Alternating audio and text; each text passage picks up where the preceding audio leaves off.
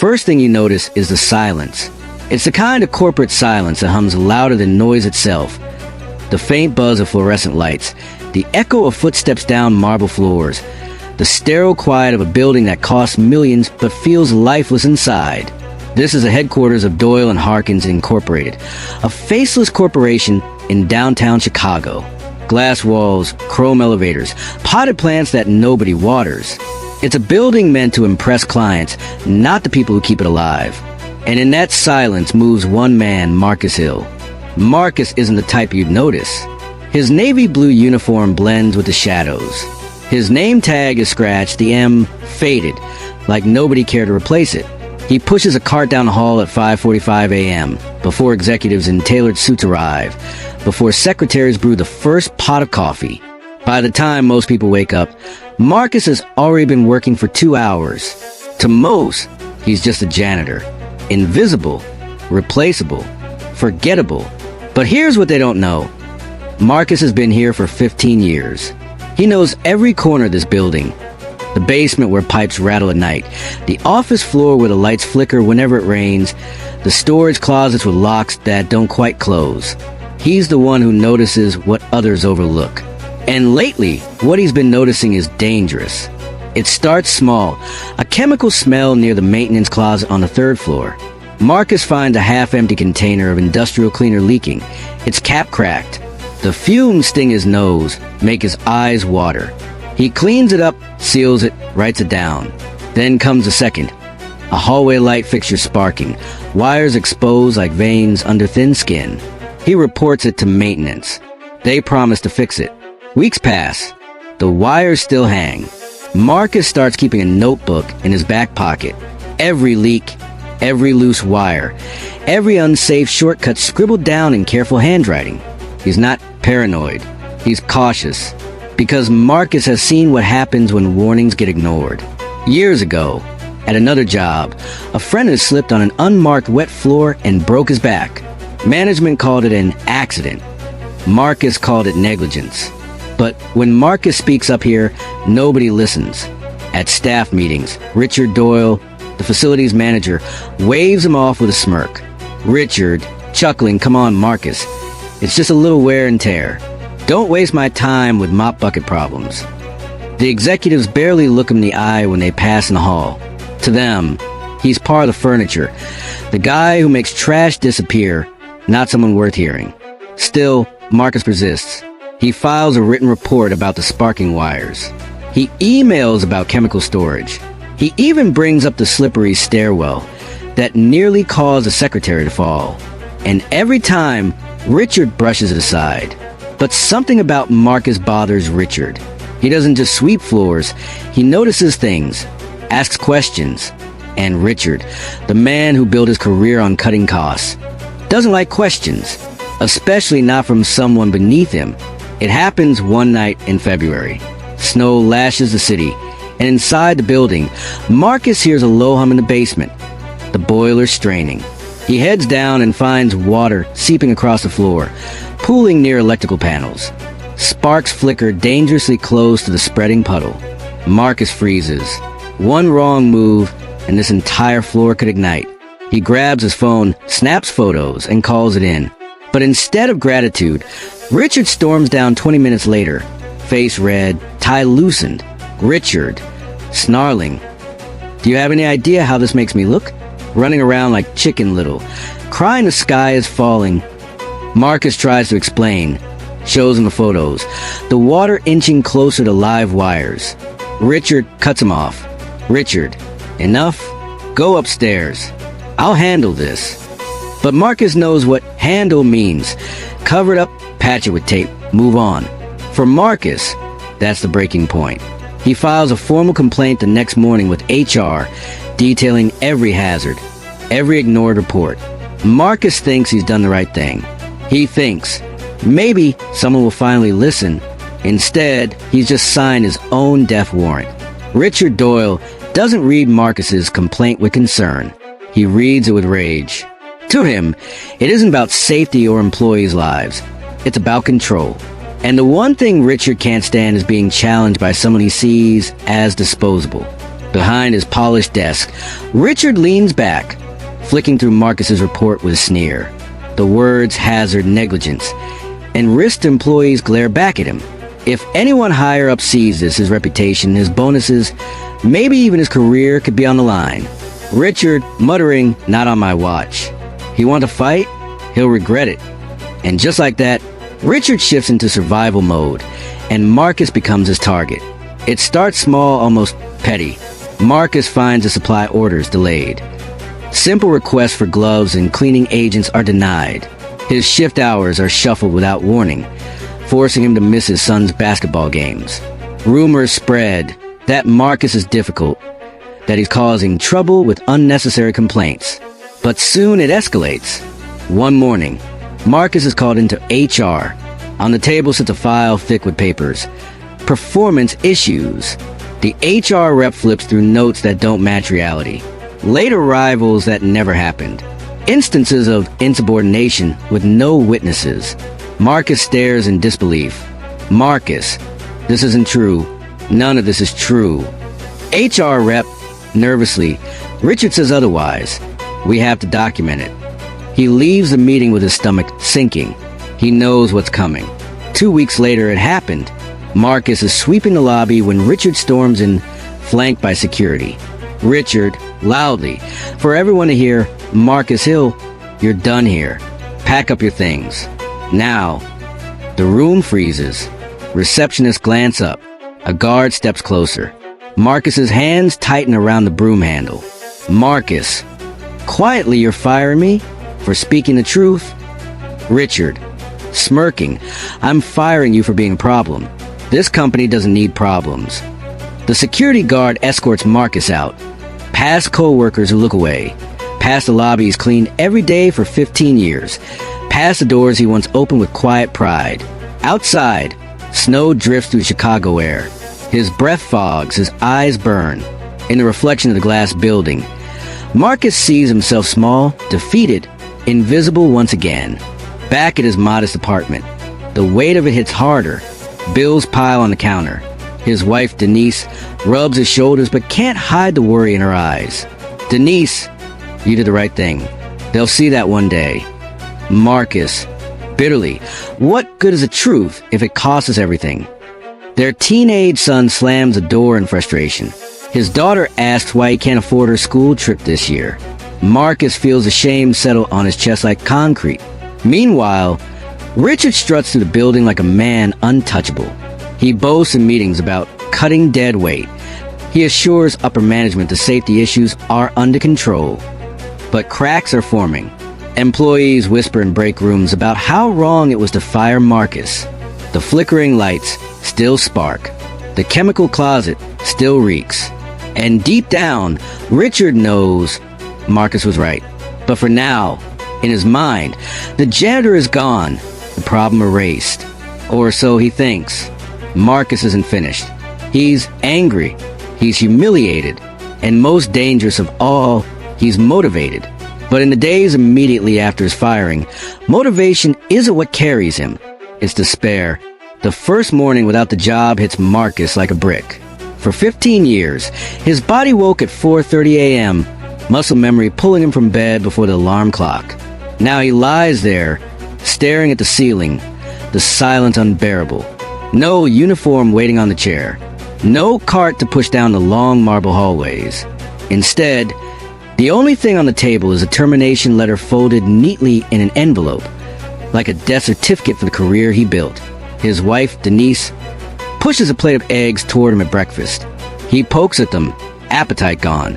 Denise, softly, "You'll find something else." Marcus, flat, "Not after this. You know what Richard's saying about me." Word spreads fast. She doesn't argue. She knows he's right.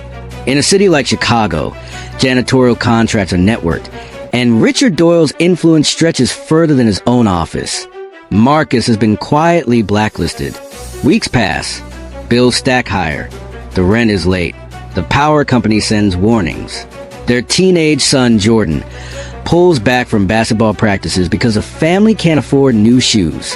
Their daughter, Aisha, skips a field trip because the fee never made it into her teacher's hands. Marcus feels every cut like a wound. At night, he sits in the dark living room, flipping through overdue notices, his thumb rubbing the edges until the paper softens. He used to provide. He used to protect. Now, he feels stripped of his dignity, the very thing Richard Doyle knew would break him. But Marcus isn't just forgotten. He's deliberately erased. Old co-workers stop answering his calls. One finally admits the truth. Co-worker, hushed over the phone. Richard told everyone you were dangerous, that you made false claims to hurt the company. People don't want to be caught talking to you. Dangerous. The word slithers into Marcus's mind, poisoning his reputation. He was the one trying to keep people safe, and now, somehow, he's the threat. At church, some friends avoid him. Parents whisper that maybe he messed up. Even in his own community, the silence grows louder than support. Marcus begins to think Richard has truly won. One evening, Marcus takes a long walk alone through the city. Snow crunches under his boots, the wind slicing cold against his face. He drifts past Doyle and Harkin's headquarters, the glass skyscraper glowing like a jewel in the night. Inside, janitors push carts, secretaries type, executives toast the bonuses. Life goes on without him.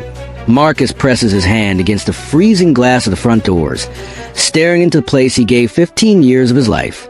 His reflection looks back. Tired eyes, slumped shoulders, a man no one sees. He whispers to himself, Marcus, I'm nothing to them. Always have been. For a moment, he almost believes it. He almost gives up. But then, memory jolts him back. He remembers that night in the basement, the puddle of water creeping toward the electrical panel, sparks hissing like snakes. He remembers the look on Richard's face, more worried about his own image than the workers' lives. And suddenly, something shifts inside Marcus. If they want him invisible, fine. Let them not see him coming. If they think he's powerless, fine. He'll use the one power they can't take, what he knows. Back at his apartment, Marcus digs out the notebook from his janitor's uniform pocket, the one he carried for months, scribbling every hazard, every violation. The pages are smudged with cleaning solution, edges worn from constant use. But the notes are clear. Dates, times, locations. June 14th, exposed wiring, 12th floor conference room, no repairs made. August 3rd, chemical closet leaking ammonia, second report ignored. November 19th, employee nearly slipped on wet stairwell, sign not placed. Each entry is a breadcrumb leading to the truth. Marcus flips through the pages, his hands trembling. This isn't just a notebook anymore. It's evidence. At first, Marcus doubts anyone will care. Who listens to a janitor? But then he remembers a conversation from months back with a young intern named Sarah Vega. She was studying journalism at Northwestern, always asking him about his day, about the building. She once told him, Sarah, people like you see the real story. You notice what others don't. He finds her email in an old notebook and drafts a message. Sarah, I don't know if you remember me. My name is Marcus Hill. I used to work at Doyle and Harkins. I was fired for reporting safety violations. I have proof. Do you want to hear my story? He hesitates before hitting send, but finally does. For the first time since his firing, he feels a flicker of hope. Sarah responds the next morning. Sarah, email Mr. Hill. I remember you. I want to meet. Bring everything you have. They sit at a small cafe. Marcus lays out his notebook, photos from his phone, copies of his complaint to HR. Sarah listens intently, jotting down notes, her eyes widening at the details. Sarah, this is bigger than a few safety issues. If what you're saying is true, this company could be in serious legal trouble. Marcus leans in, voice steady for the first time in weeks. Marcus, it is true, and I'm not the only one who knows it. Sarah agrees to investigate. She promises nothing yet, but she sees what Marcus has always known. The system isn't broken. It's working exactly as designed, to silence the powerless. But Marcus refuses to stay silent. He begins piecing together more.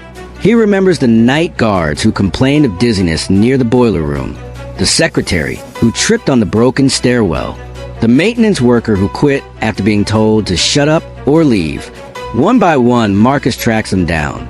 Some are afraid to speak, but others finally open up. Each voice adds to the weight of the story. Marcus realizes he's no longer just a janitor. He's becoming something more dangerous to Richard Doyle than he ever imagined. A whistleblower with nothing left to lose. Back in the building, Richard gloats. He brags in meetings about cleaning house, about saving money by cutting problem staff. But behind his smug grin, things are fraying. The sparking lights still flicker. The chemical smell still seeps. And now, workers whisper more openly, not just about Marcus, but about management's negligence. One day, a pipe bursts in the cafeteria ceiling, drenching employees in brown water. Phones come out. Videos hit social media. The incident goes viral for all the wrong reasons. Richard tries to laugh it off, but his hands shake when he scrolls through comments. For the first time, Doyle and Harkins look vulnerable. And Marcus? He's just getting started. Marcus spends his days now at the library instead of the office. His old uniform sits folded in a drawer, a relic of the man he used to be. With Denise's encouragement and Sarah Vega's guidance, Marcus takes on a new role, self-taught investigator. Stacks of safety codes, OSHA regulations, and state labor laws cover the library table. He pores over them with the same discipline he once used to polish marble floors. Every hazard he documented. The leaking ammonia, the exposed wiring, the flooded basement, now has a corresponding violation underlined in thick red ink. Sarah watches in awe. Sarah, half smiling, most people wouldn't have noticed half of this. You're building a case stronger than some lawyers I've interviewed. Marcus shrugs, but inside, her words kindle something. For the first time in months, he feels respected. One night, Marcus calls an old friend, Darnell, a former janitor who quit Doyle and Harkins after clashing with Richard Doyle. Marcus, have you ever noticed the boiler leak? The chemicals. Darnell, hesitant. Yeah, but nobody cared. I left before it got me sick. Darnell agrees to meet. He brings along another ex-worker, Rosa, who recalls coughing fits from working near the chemical closet. Bit by bit, Marcus realizes he isn't alone.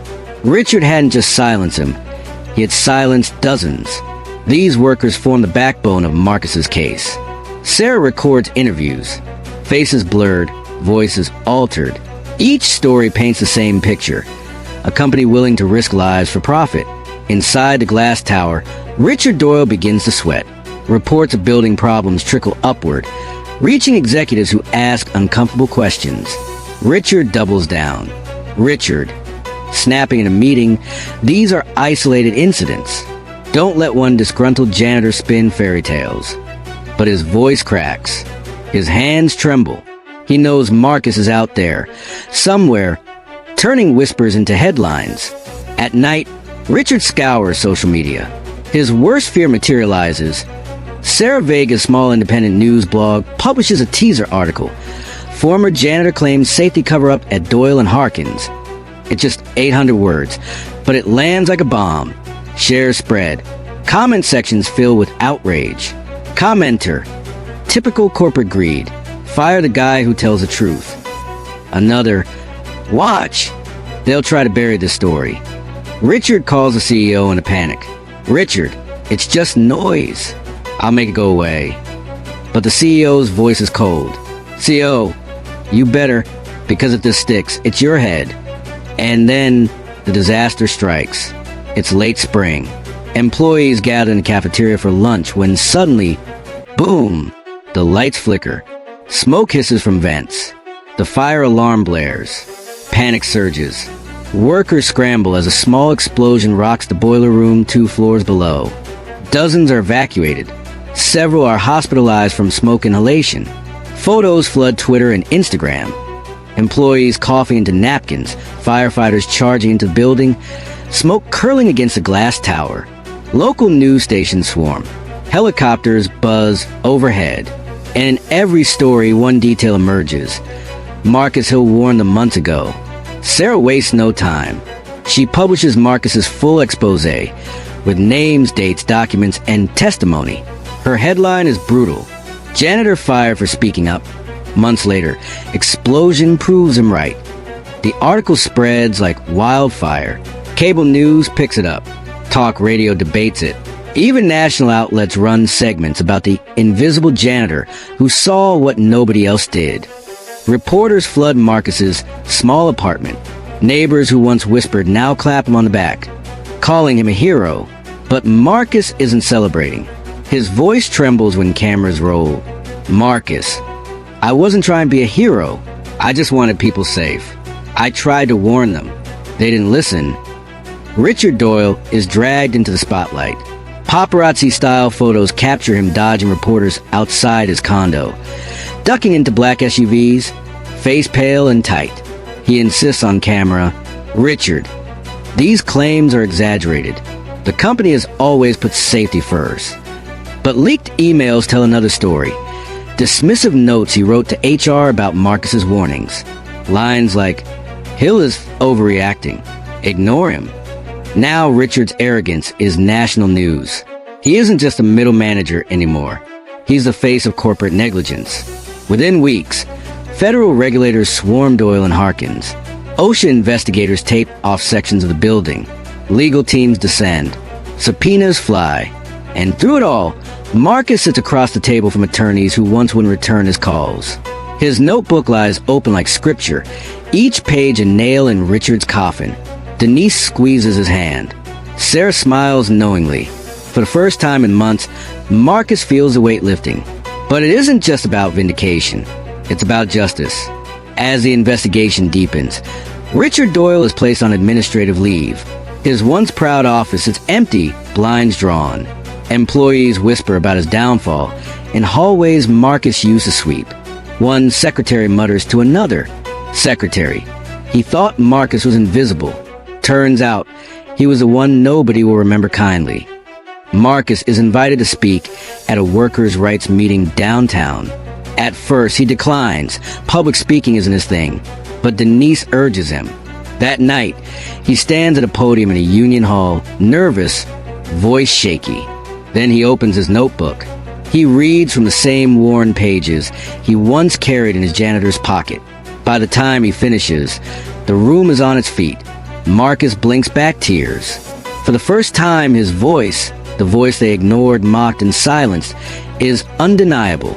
The morning after the Union Hall speech, Marcus wakes before dawn, not because his shift demands it, but because purpose does.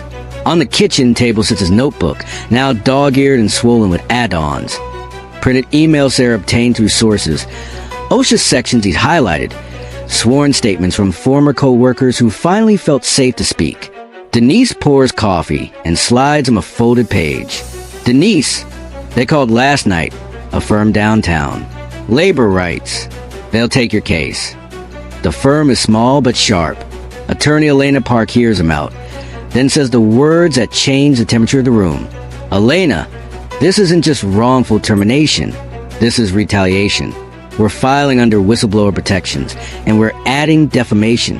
We aim for reinstatement, back pay, damages, and reforms in writing." Marcus nods. He's not here to win a check and disappear. He's here to make sure nobody else gets erased for telling the truth. The company fights, of course. Their lawyers stall, minimize, hint that Marcus is bitter and seeking attention. But discovery has its own momentum. Sarah's article cracks open doors. Subpoenas wedge them wide. From the company servers, Elena's team pulls a thread of emails. Richard calling Marcus, a problem we should push out. HR writing, handle him quietly before this escalates.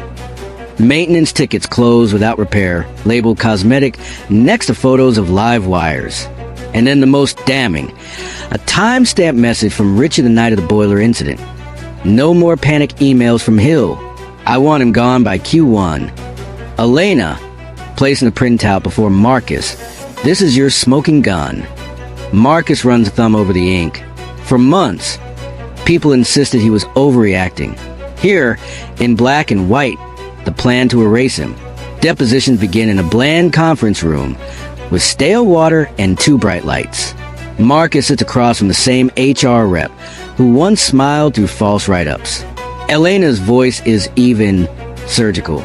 Elena, you documented Mr. Hill as habitually late. Can you show time cards? HR rep, I don't have them here. Elena, we do. They show he was early 22 the last 30 days. Later, Richard takes the chair. He tries charm, then condescension, then anger. Nothing holds. Elena, who decided to terminate Mr. Hill? Richard, it was a collective decision. Elena, but your email says, I want him gone by Q1. Is that collective? Richard, jaw-tightening context. Elena, the context is an explosion, Mr. Doyle. The context is injured workers. The transcript will read, long pause. OSHA releases preliminary findings. Serious violations, repeat offenses, failure to abate hazards. Fine stack. A state investigator recommends a monitor be installed for 2 years. News cheerins do what Marcus's mop never could. They make people look down. Talk shows pick up the story. The janitor who knew. Hashtag surface. Hashtag listen to the janitor and hashtag receipts over reputation. Marcus appears on a local station, steady and plain spoken. Marcus, I kept receipts because nobody listened when I used my voice. Turns out, paper talks. It lands like a mantra. The company blinks first. Their counsel approaches Elena with a confidential settlement offer. Money, a neutral reference, no admission of wrongdoing, no reinstatement, no reforms. Elena looks to Marcus. It's a life-changing number for a family that's counted coins for months. He squeezes Denise's hand and shakes his head. Marcus, if they want quiet, tell them to fix the building in public. Back to the table, they go with non-negotiables. Written admission of retaliation and safety failures. Reinstatement or creation of an independent safety advocate role for Marcus with authority. Fund a workers' safety program and scholarships for custodial staff. Install a third-party monitor. Publish quarterly safety reports. Back pay and damages and a public apology. It sounds impossible. It also sounds like justice. Not every case makes it to a courtroom. This one needs to, for the record, for the culture, for anyone who's been told to keep their head down and their mouth shut. In a packed hearing, Elena builds a story like a scaffold. Hazard logs, ignored tickets, those emails, the explosion. She calls Marcus last. He walks the stand in the same suit he wore to his wedding, not glossy, not new, but honest. He doesn't try to perform. He tells the truth. Elena, why did you keep the notebook? Marcus, because I knew one day I'd need to remember exactly where they stopped listening. In cross-examination, the company's attorney goes for the old wound. Company attorney, are you angry, Mr. Hill? Marcus, meeting his eyes, I'm careful. That's what kept your building from burning sooner. A murmur ripples through the gallery. Mid-trial, a second leak drops. A compliance deck prepared for executives months before the explosion, warning of catastrophic risk in boiler systems, and recommending immediate fixes. Richard had stamped it low priority. That night, the CEO issues a statement, regretting any oversights. It's too late. The board removes Richard. HR leadership resigns to pursue other opportunities. Employees watch from their phones as the same doors that swallowed Marcus now spit out the men who wrote him off. On the morning schedule for closing arguments, the company folds. The agreement reads like the inverse of the original offer. Admission. The company acknowledges retaliating against a protected whistleblower and failing to address documented hazards. Role. Marcus declines reinstatement as a janitor and accepts a newly created, paid, independent role. Community safety advocate with access to facilities and the authority to trigger external inspections. Reforms. A court-appointed monitor oversees compliance.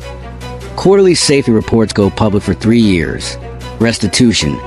Full back pay, damages, and a 7-figure fund for custodial scholarships and on-the-job training. Named the Hill Fellowship at Marcus's request. Apology. In a televised press conference, the CEO apologizes to Marcus by name. Cameras crowd the dais. The CEO finishes.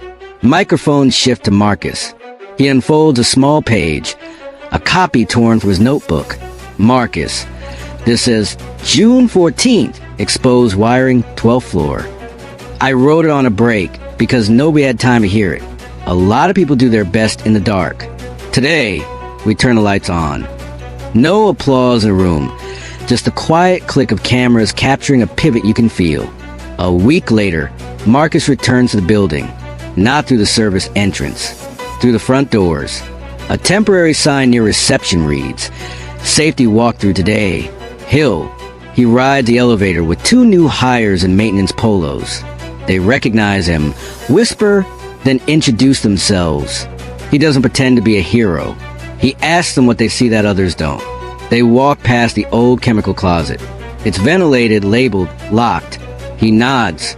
They head to the stairwell where a secretary once stumbled. Bright signage. Non-slip treads. On the 12th floor, the ceiling panel is open. Licensed electricians are rerunning cable to code. Marcus, quietly, to the crew lead. "If anyone tells you to rush a fix, call me. If I don't pick up, call OSHA. If they don't pick up, call Sarah." The crew lead smiles like he's been given permission to care. At the end of the walkthrough, Marcus stops by the lobby. The security guard who escorted him out months ago avoids his eyes. "Marcus, no hard feelings. You did your job. Now we all will." The guard exhales, relieved, and nods. Something brittle in the building's air finally loosens. The fines land. The monitor starts work. Inside the company, the culture shifts an inch. Not because a memo says so, but because one man's receipts outlive a manager's reputation. The Hill Fellowship opens applications. A young custodian named Rosa, the same Rosa who once coughed through shifts, gets the first award. She cries in a photo no one will meme, but everyone who matters will remember. Sarah's profile of Marcus runs on a national platform. It opens a line America recognizes now. He wasn't cleaning floors. He was keeping the receipts. At home, Denise replaces the magnet that held overdue notices with her kids' school photos and a printout of the fellowship flyer. The apartment feels lighter. Not richer. Lighter. Marcus keeps the notebook in a drawer, not as a trophy, but as a tool.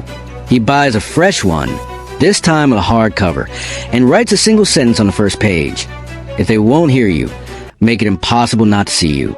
Months later, Marcus stands on a small stage at a city college auditorium, addressing a room of custodial staff, night shift workers, hospital orderlies, the folks who keep places running without ever getting named in brochures. He tells them what he learned. Marcus, power counts on you being too tired to write things down. Write anyway. Power counts on you thinking you're alone. You're not. And power counts on you fading when they take your title. But a title isn't a voice. Keep yours. He steps down to a standing ovation that feels different from the Union Hall. Not louder, deeper. The kind that settles into bone. Outside, he walks past a storefront TV, looping his press conference from months ago.